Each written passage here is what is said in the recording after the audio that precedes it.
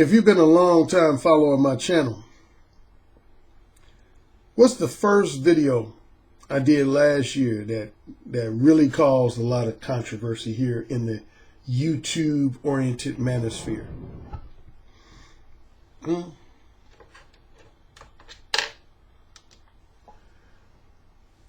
was the first video?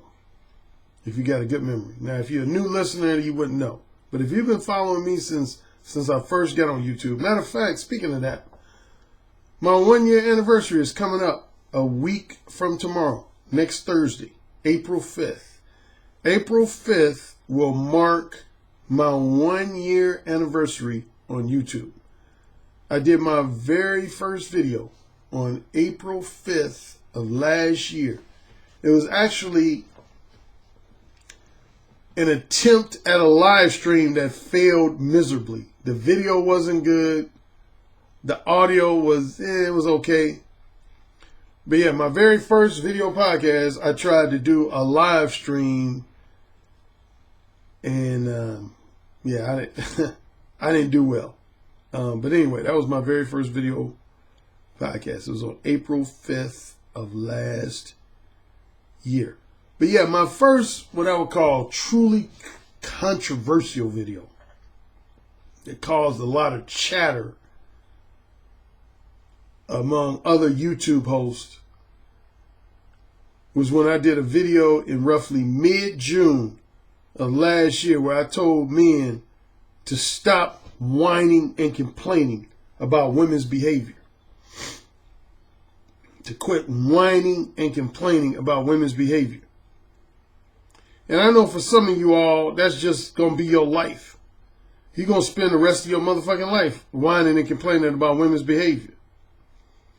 But I'm here to tell you that because I run my YouTube channel, you can do that in other people's YouTube comment sections. If you own your own YouTube channel and you host your own podcast, you can do it on your own podcast. But I'm going to tell you, man, if I see a lot of that in my own comment section, there's a 90 to 99% chance I'm going to delete the shit. Like I've already deleted in the last 48 hours roughly, I've deleted a lot of what I would call whiny and complaining oriented comments in my comment section.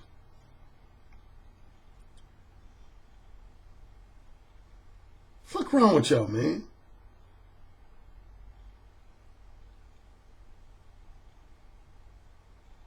Now, I don't want to generalize because I got a lot of friends and fraternity brothers and even some cousins who were raised by a single mother. And a lot of them turned out great. So I don't want to suggest that men who were raised by a single mother tend to be necessarily more whiny and complaining than, say, a man that was brought up in a 2-parent household. But damn, man, I got to ask some of y'all who do this whining and complaining, man, did y'all have a strong father in the household? I told y'all the story last year about my father. I'll never forget. I was working at NBC Studios in Burbank, California. It was in 1995. That was the one and only time my father laid me out. My father, because I did have a strong father. See, my father ran my household. My mother was more talkative. She was more talkative, but my brother and I knew who ran the household. My father ran our household. Oh, speaking of my father, if I find a picture of him, I'm going to put him, I'm going to show a picture, brief picture of him. I know, you know, I used to be for those of you who don't know, I used to be a stand-up comic. So I've been in my share of roasting sessions. And I know, like, O'Shea Duke Jackson, he's real good at roasting people in his chat room and on his channel.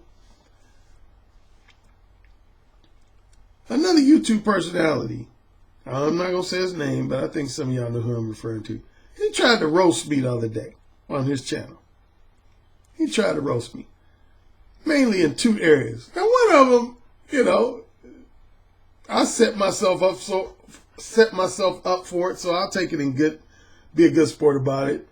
one area he tried to roast me. He said he told his followers to set up a GoFundMe for a dialysis machine for Alan Roger Currie, since I've had my share of kidney challenges. I'd go ahead and take that one. You know, I set myself up for that by talking about some of my challenges related to my kidneys. So if he want to take a jab at my kidney health, you know, he could go ahead and do that. But his other jab at me, man, bruh. If I'm able to find it, at the time I'm recording this, I don't know if I'll be able to find an accessible picture of my father. But if I do, again, I'm going to insert a picture of my father. This dude tried to say that my hair was nappy. He said Alan Roger Currie need to get a haircut and cut off that nappy hair. Dude, don't let me have to rub my balls in your face talking about the grade of my hair. Dude, my hair is anything but nappy. Believe that shit. Believe that shit. Shoot. Your woman, if you got one, would love rubbing her fingers through my hair, motherfucker. Shit. She would probably have an orgasm rubbing her fingers through my hair. Shoot, I ain't got nothing but dap from women over the years on my hair, man. I remember when I first got on YouTube, matter of fact, I made a comment about that. One woman who was watching one of my videos, she said something like, Alan, I never knew you had such a good grade of hair. You got real curly hair. My hair, now I'm going on a segue about hair. What does the world come to? But yeah, if anybody's familiar with black hair, there's 4 general grades of hair you can have as a black person, black man or black woman. And it ranges from 1 to 4. And each of those, I think, is A, B, C. So there's 1A, 1B, 1C. That's generally considered straight hair. If you got what's known as generally straight hair for a black person, that means you have hair that's either 1A, 1B, or 1C. Next would be wavy hair, which would be 2A, 2B, or 2C. That's my father. My father's hair, I would probably say, is either 2A or 2B. My father had 2A or 2B type hair. Then curly is considered 3A, 3B, 3C. I would say my hair is probably 3B. It could be 3A. It also could be 3C. So because I can't decide between, I'll say my hair is probably 3B. And then real kinky, or what some people would call nappy hair, is 4. Either 4A, 4B, 4C. If you got 4C hair, that's nappy. 4C would be considered nappy. Like you came straight from the continent of Africa. That's 4C. My hair ain't nowhere close to 4C. My hair is 3B. So I don't know where that jab came from about me having nappy hair. But anyway, I know he's just trying to have some fun. But going back to what I was talking about. Oh, I was saying my father. Yeah, man, I told this story, I think, twice in 2017. Now, one time my father laid me out in regards to whining. See, I was a guy, from the time I was in my teenage years, I've never been a guy who whined and complained about women's behavior on a personal and social level. I've never, I mean, at best, there might have been some times where I did a little minor degree of whining about women that I actually interacted with, like an ex-girlfriend, or, you know, some crazy-ass casual sex fuck buddy I had, something like that. But as far as just women as a group, and particularly women that I've never interacted with myself, I ain't never been a guy who's whined and complained about women. Now, but the one area where I used to do my own share of whining and complaining was on a professional level, when it came to working with women, and even more specifically working for women. See, one thing I admitted on a few videos last year, and I would say I'm probably like this to this day, I'm very sexist and chauvinistic when it comes to the workplace. Like, I don't like having I don't like having a female supervisor or a female boss at all. I hate that shit. I hate that shit. Every 9 to 5 job I had where I had like a female supervisor or a female boss that I had to answer to, man, that shit drove me crazy. I've had probably, I think lifetime, I probably had 4 or 5 jobs where my direct supervisor was a female. I hated it. I ain't gonna even, I'll publicly admit it. I hated that shit, man. I've never liked answering to no woman, man. And when I worked at NBC Studios, I had like as many as 7. I had as many as in different capacities because we had different supervisors for different projects and different areas of our job. I had as many as like 7 different female supervisors. And it was driving me crazy. And anyway, one day I was on the phone with my father, man, and I was just doing a whole bunch of whining and bitching. Thinking, you know, me being his son, I thought he was going to co-sign with me and be like, yeah, I'm feeling what you're saying, son. Yeah, man, you know, I empathize with you. It must be hard to deal with. Man, my father laid me out. He laid me out. He did it in a very intelligent and articulate and eloquent manner. Like my father had much better mastery of the American English language than I do. He was a very articulate dude. He used a lot of, as they call them, you know, $20 words, $50 words. My father was thorough. Yeah, but my father, man, I just remember, man, he laid me out, man. In simple terms, again, his expression of it was more intelligent, articulate, and eloquent than I'm a paraphrase it in. But if I had to paraphrase what he said in just real simple terms, man, he was like, I don't want no son of mine being no whiny bitch. I don't want no son of mine being no fucking whiny ass bitch. His basic attitude was, if you don't like working with women or working for women, then you need to start working hard, work your ass off, and put yourself in a position where you never again have to work with a woman or for a woman. But until then, you need to shut the fuck up. Again, he didn't actually say those words, but essentially that's what he told me. He was like, until you reach that point, you need to just shut the fuck up. Because you sound like a whiny bitch.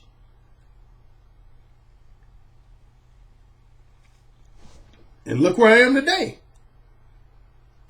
I made good on that challenge. I've been self-employed. I've been fully self-employed since July of 2012. I don't have any boss. The last time I had a boss for any type of job was June of 2012. My last 9-to-5 job, I worked for a university in Northwest Indiana. I was a program coordinator for a mentoring program for young black male college students and Hispanic male college students. And yeah, and for that job, I actually had a male boss. But yeah, I've been self-employed since July 2012. I don't answer to no man or no woman. Alan Roger Currie answers to Alan Roger Currie. And the times when I do hire women as some type of assistant for like a particular project or something, they're highly vetted. I only hire women that are very deferential. And for those young people who don't know what that word means, deferential would be somewhere halfway between respectful and submissive. That's deferential. Anytime you're exhibiting behavior that's kind of, you could say, figuratively speaking, halfway between just simply respectful and courteous and obedient and submissive, that means you're being deferential. And yeah, that's the only women I hire, man, is women that are very deferential to Alan Roger Currie. I don't hire no women that are nags or that are going to be smart alecky or try to give me some shit because they know they're going to be released like that. I don't play that shit, man. But anyway, but yeah, man. So the same way my father felt about me in regards to my whining and complaining to do with women that I was working with and working for, that's how I feel about some of you guys. Not all of you guys. Not even most of you guys. I wouldn't even say half of you guys. Most of the guys who come in my comment section are actually very respectful. And even if they happen to disagree with me, it's what I would call a respectful philosophical disagreement. So, you know, if you're a guy that either always agrees with the things I say, which is a large percentage of my guys, I don't have a problem with you. Or if you're a guy who does disagree with things I say, but you disagree in a very intelligent, objective, and respectful manner, I don't have no issue with you.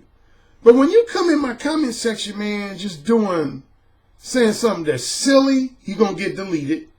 If you're saying something that's blatantly hateful, you're going to get deleted. And if you're doing this whining and complaining, man, I give an example, man. And a lot of guys criticize women for doing this, but you guys do the same thing. One thing I hate about women, because I've experienced this with women, where if I'm criticizing women, the first thing they'll do is say, well, men do it too. Well, men, they're just as guilty as that as we are. They're more guilty of that than we are. They do it too. Insert dog face here.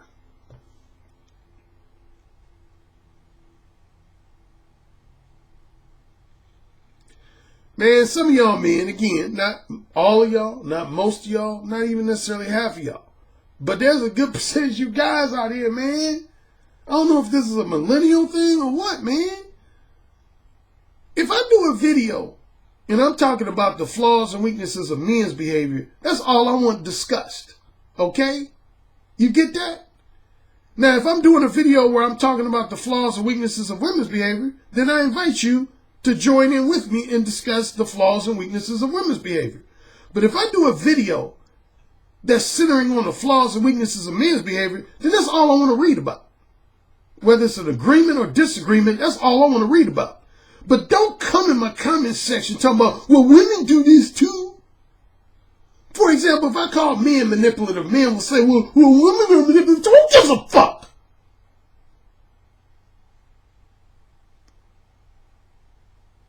What's wrong with you guys, man? The fuck?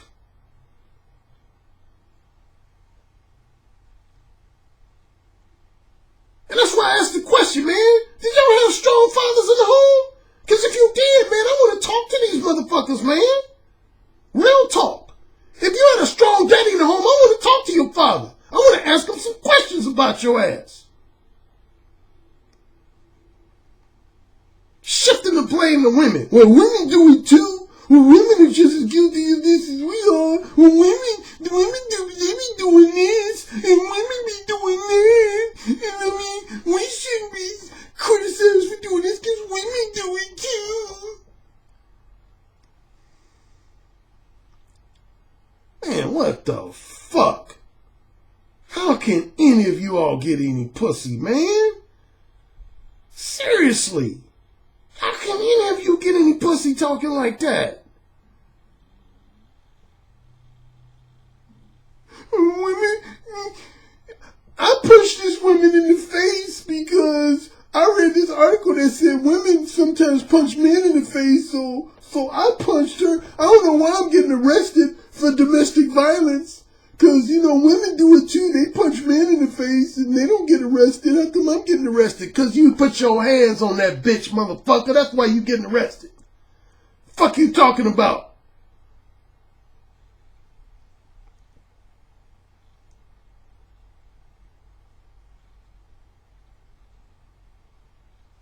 Man, get some motherfucking backbone, man. The fuck?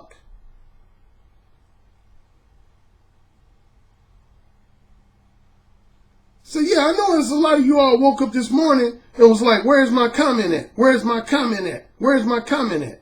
Where's my reply comment at? If you still see your comment or reply comment, then feel good about yourself. That means I felt like your comment or reply comment was worthy of keeping, at least for the time being. And I haven't yet. If I was tempted to delete it, I haven't as of yet.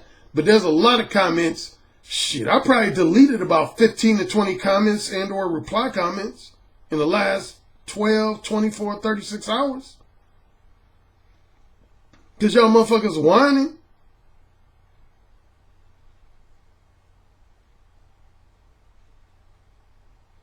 To refer back to my last video, I had 3 contradictions that I addressed. And I'm going to address them real quickly again and talk about how some people tried to justify their contradictory behavior and their hypocritical behavior. Number 1, I talked about how men will be quick to call women materialistic gold diggers, but yet they the ones that's spending money on these women.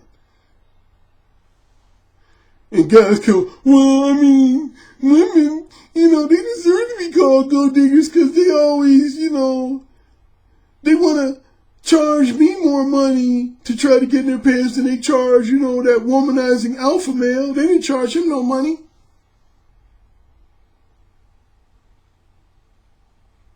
Insert dog face here.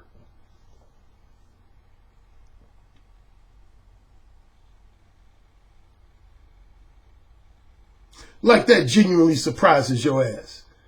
That a woman made you spend hundreds of dollars on in your attempt to get some pussy, whereas a womanizing alpha male, she didn't charge shit. That's the fucking difference between a womanizing alpha male and a basic ass beta male. That's the fucking difference. And I talk about that in my book, The Beta Male Revolution. That's the fucking difference. You think all the women that I fuck for free, every other motherfucker who fucked them same women fucked them for free? Hell no. I know women that I fucked that I didn't spend $5 fucking on their ass that other motherfuckers spent hundreds, if not thousands of dollars on. Literally. I told y'all at least about one, if no other. Well, I told y'all about a few. There's a sister the one I talked about from Southern California, who me and her were fucked, but I actually wanted to upgrade our relationship to a boyfriend-girlfriend relationship. Dude, I can tell you, man, dudes used to spend all kinds of money on her, dude. Like, she used to go out with, like, professional athletes. She used to go out with wealthy businessmen. They used to spend, like, literally, like, thousands, sometimes tens of thousands of dollars on her. Man, I don't think I spent, in the whole time I was fucking her, I don't think I spent more than $100 on her. In the whole time I fucked her, and it was for a number of months. I think the absolute most I spent on her collectively, all together, was maybe $100. Whereas other guys easily, man, there was guys that hadn't even slept with her yet that had spent over like $5,000 on her. And there's other women I've had sex with that I either didn't spend anything at all or I spent very little money, whereas other guys who fucked that same woman spent all kinds of money on them. Again, man, I know a lot of y'all don't want to accept it. Your place on the female, whatever they call it, totem pole or the pecking order. But man, when you're a beta male, that's one of the drawbacks to being a motherfucking beta male in the eyes of a woman. They gonna give pussy to a womanizing alpha male for free. That's what makes a total alpha male, what I refer to in my books as a total alpha male. That's one of the things that makes a total alpha male total alpha male. A total alpha male is a motherfucker that's always going to get pussy either for free or if not for free, for a bare minimum amount of money. He's going to always get the pussy either for free or if he does spend money, it's going to be like, $10 here, $15 there, $20 there, that type of thing. But total alpha male going to have to spend like $500s of dollars or thousands of dollars or tens of thousands. Man, there's dudes beta males out here that spend millions of dollars on women. Millions of dollars on women. That's the price of being a motherfucking beta male. You know where you are. if that's where you are on the food chain, that's what you got to do, man. If you want some 8, 9, 10 quality pussy and you can't get it for free, and your only other option is to spend money on it, then spend money on that pussy and shut the fuck up. And quit trying to compare yourself to a woman as an alpha male. Spend the money on those women and shut the fuck up.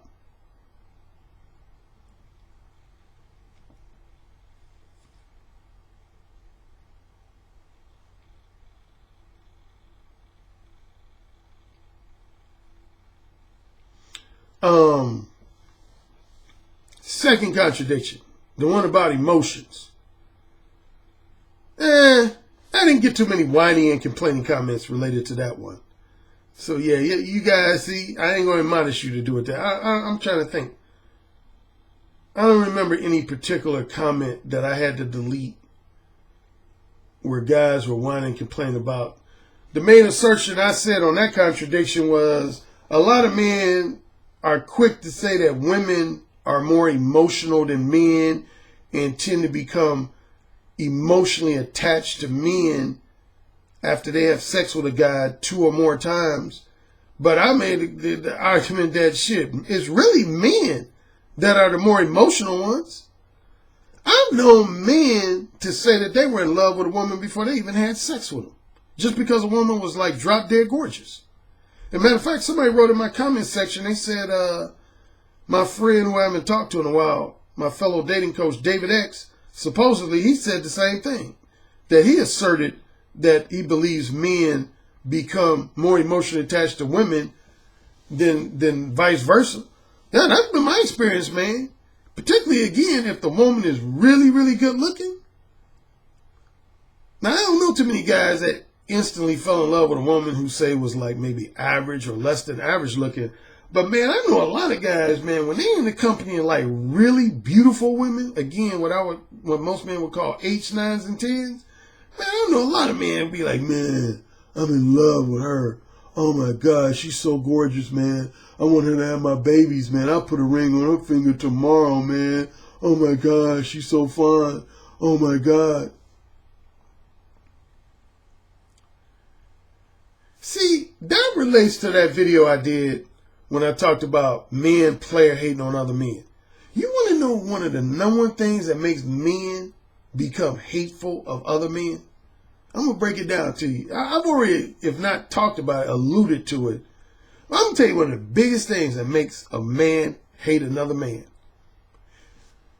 Let's say you meet a woman that's real beautiful, and you immediately look at her as long-term girlfriend material or future wife material. She got your heart just a fluttering. And then I come along and I meet this same beautiful woman. And not only am I able to fuck this woman, but I'm able to fuck her without being her husband, her fiance, or without being her long-term boyfriend. I'm able to fuck her basically just as a fuck buddy. But you looked at this same beautiful woman as your potential future long-term girlfriend or future wife. You know what's going to happen? You're going to hate my ass. I'm being real. You're going to hate my ass. I've experienced that, and I've seen it with other guys, man. That's one of the number one time situations that I've found a man will start hating on another man as it relates to dealing with women is when a guy meets a woman who he looks at as the innocent, wholesome, good girl type. Basically girlfriend material type or wife material type. But another motherfucker comes along and basically just treats that woman like a fuck buddy. Man,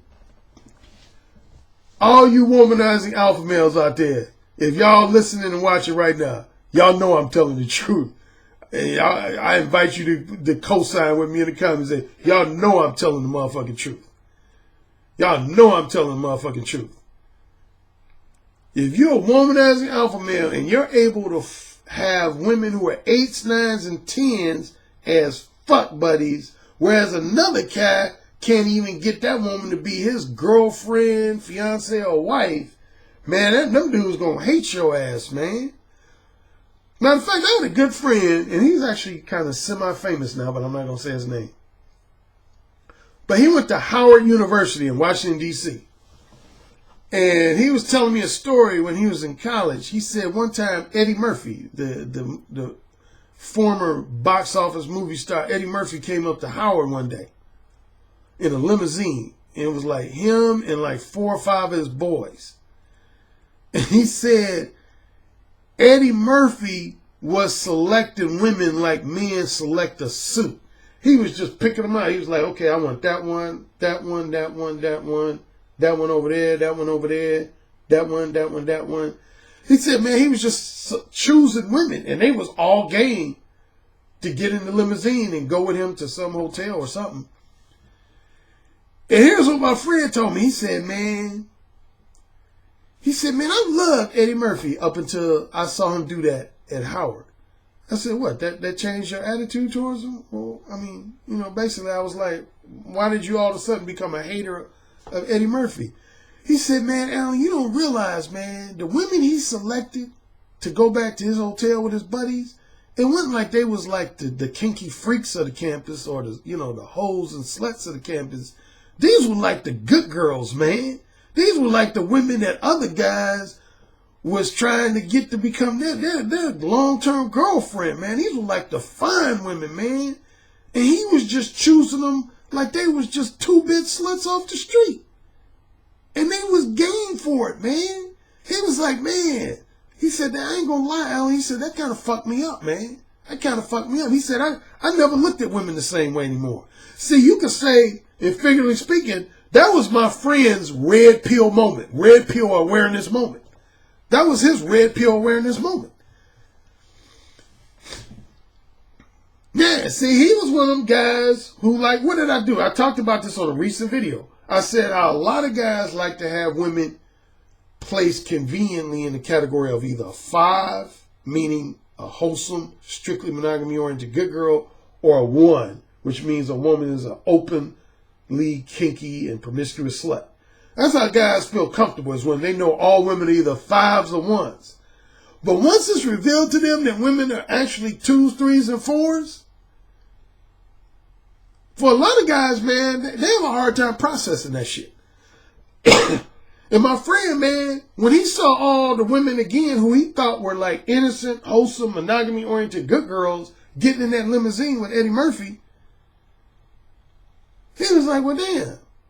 Here they were treating the rest of us guys on campus like we had to bring them roses and do all these favors for them just to be able to get one tongue kiss. Eddie Murphy, all you got to do is come to campus and say, I want her, the fine one over there, the one over there, the one in the tight dress over there. Yeah, y'all come with me.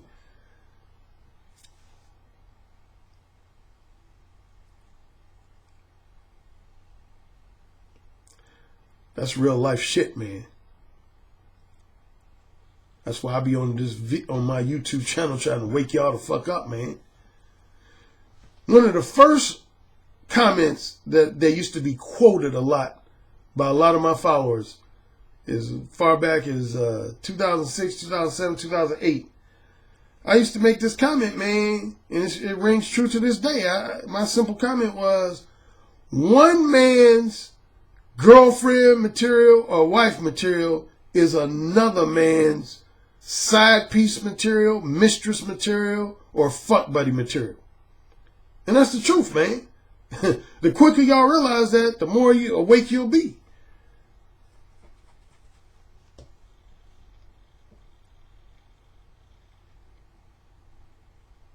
Now, if a woman's a genuine 5, again, she ain't gonna get a pussy to any man that's not her husband or at minimum her fiance. And that's why men love 5s.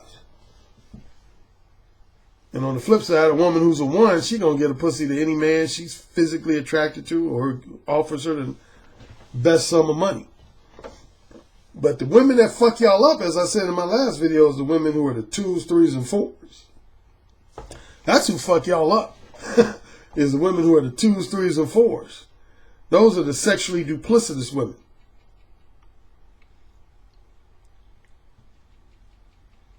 Those are women that most validly fall in the category of my comment. Like, you take a woman who's a 4. A woman who's a 4, she might be a fuck buddy to me. But for you, you might have to put a big ass diamond ring on her finger just to sniff the pussy.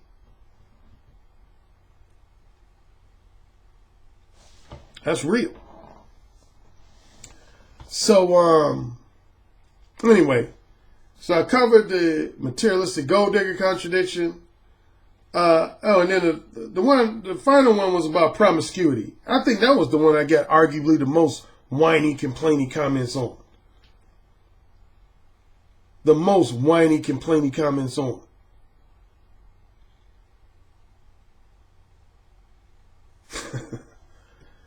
Some of y'all, man, yeah, I deleted a whole bunch of comments related to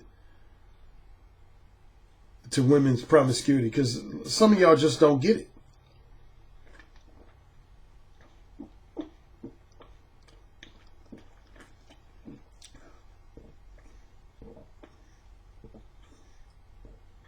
This shit's good. I love this shit. Again, I'm going to repeat my simple assertion that some people try to argue with. Women can't be promiscuous unless you inviting them to or allowing them to. Period. Some guy said, well, you know, what about women who are promiscuous even with other women? Insert dog face here.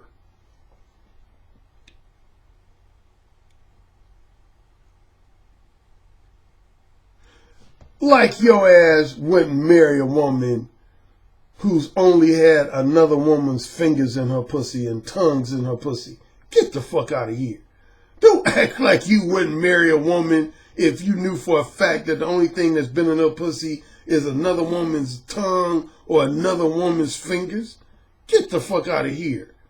Like that really offends you that a woman has been promiscuous with other women. Shut the fuck up, man. Y'all killing me. Y'all are killing me. Shut the fuck up. Some women are promiscuous with other women else, not just men. Y'all couldn't have no strong father in the home. Y'all couldn't have. Y'all had to be brought up by a single mom with all this whining and bitching. What the fuck?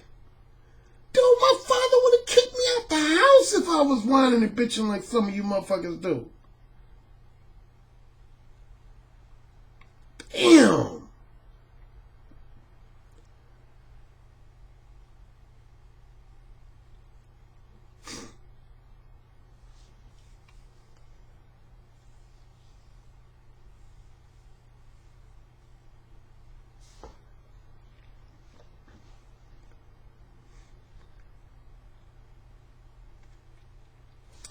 Let me read one comment and then I'm going to wrap up.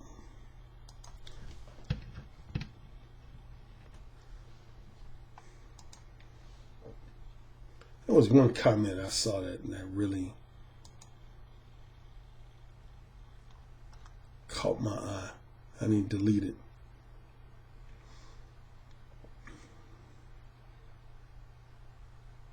Oh, somebody asked me, Alan, have you read The Manipulated Man? Of course, man. That's required reading. Esther Villar got hate mail. She got death threats for writing that book when she first published it.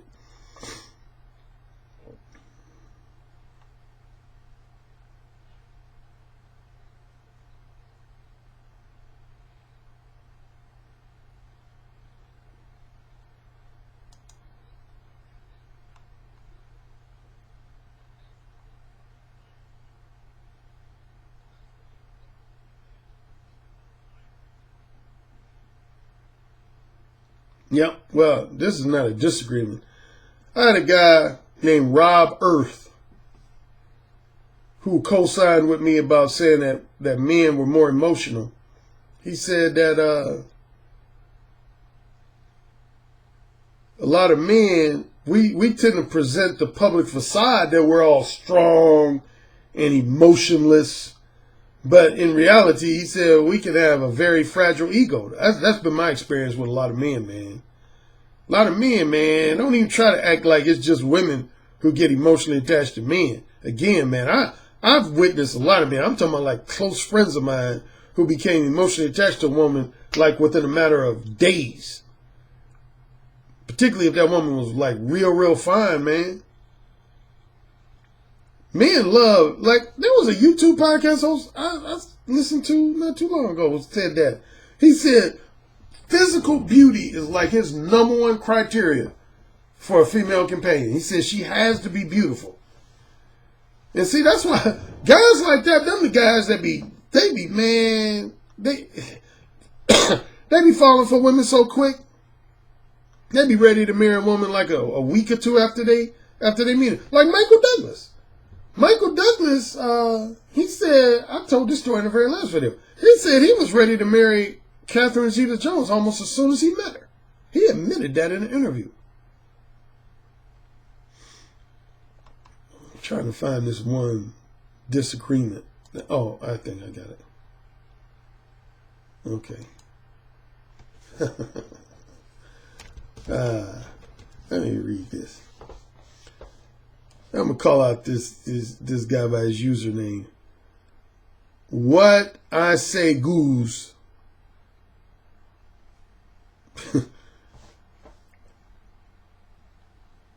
He said, this is just goofy. I made the comment. I said men were the ones that created the archetype of the gold digger. It wasn't women who created that archetype for themselves.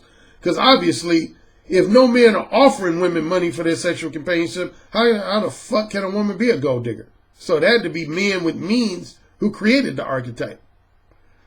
And this guy comes back and says, well, that's not an excuse for them to take advantage of the archetype.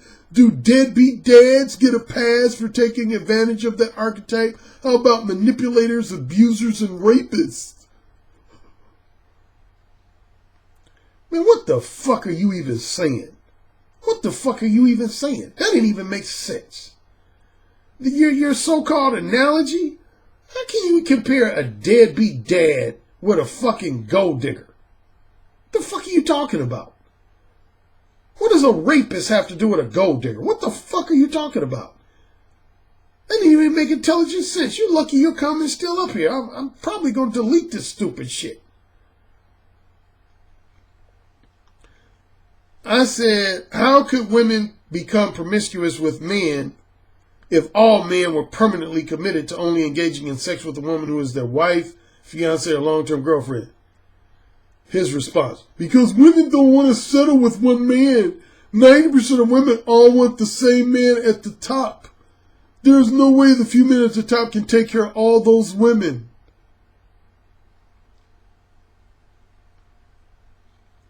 If those women lowered their standards and settled for someone who looks average with average income, then men would commit more. Really? Really? Is that right? So, I take it you're a man who's average looking with average income, and you want a woman to lower her standards and settle for you. That's what you want? That's what you want? You want a woman who's going to lower her standards and settle for you?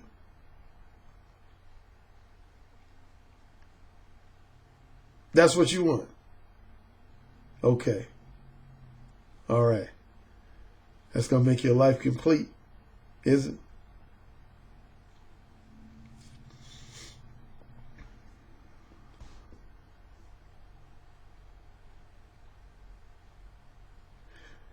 Dumbest statement ever. This guy says, marriage is no guarantee a woman will stay faithful. You think? Holy shit, man. You guys are killing me, man. You guys are killing me, man. You're just killing me. You're killing me. Killing me, man. Here's my final comment, and I'm getting the fuck up out of here. I can tell a lot of you motherfuckers ain't read my books. And that begs the question, why the fuck are you listening to me? Huh? Why the fuck are you listening to me? Because a lot of the comments and reply comments that you guys offer to me, I have a response or rebuttal for a lot of you guys' comments in one or more of my books. So by some of the comments and reply comments you make, I can tell you ain't read none of my ebooks, you ain't read none of my paperbacks, you ain't listened to none of my audiobooks, and that begs the question, why the fuck are you listening to me?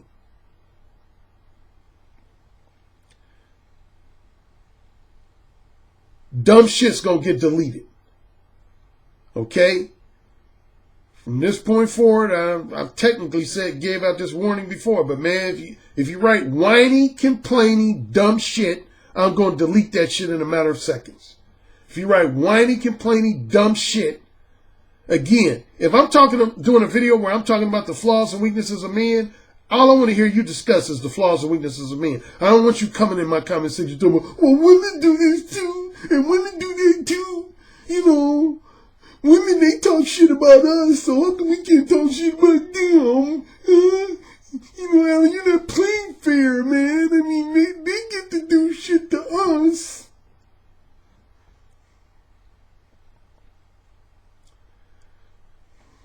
Bye. Yes, sir. Say it again. Yes, sir. Who's the king? Alan, you're the king. Say it again. Alan, you're the king. You're dominating me. Say it again. Alan, you're dominating me right now. Mode 1. Mode 1. Daddy, can I go, please? You're the king. Say it again. Oh, king. Oh, you're the fucking king. Yes. Yes. Yes. You're the king, Alan. AKA the king of verbal seduction. You know, it's the tone of your voice, how seductive your intonations are, the vibrations that you could just reach out over the phone lines and stroke a woman's breast just by the sound of your voice, how you could make her pussy so wet just by the sound of your voice. That's actually very hot. So you said my show was what? I said your show is powerful. Oh, say it again. Your show is powerful. I bet the king would fuck me really good. Oh, yeah. Who's the king? Alan Roger Currie. Oh, yeah. Who's the king? Alan Roger Currie. The king. The king. The king.